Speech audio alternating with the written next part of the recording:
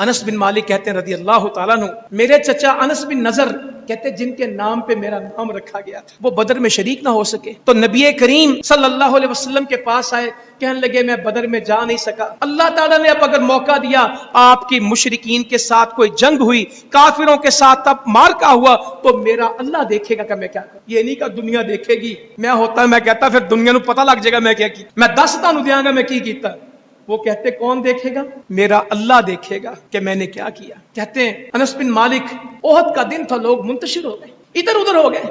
تو انس بن نضر وہاں کھڑے ہوئے رضی اللہ عنہ، کہنے لگے اے اللہ جو کچھ مسلمانوں نے کیا میں اس سے معذرت کرتا ہوں، یہ جو بھاگ رہے نا اللہ کے نبی کو چھوڑ کے، میری معذرت ہے اس سے، اور مشرکین کے کفر سے میں بیزار ہوں۔ کہتے ہیں آگے سعد بن معاذ ملے، کہنے لگے سعد، احد پہاڑ سے جنت کی خوشبو آتی، ہم تو شہادت کی طرف بھاگنے والے ہیں، شہادت کے، کہتے ہیں سعد احد پہاڑ سے جنت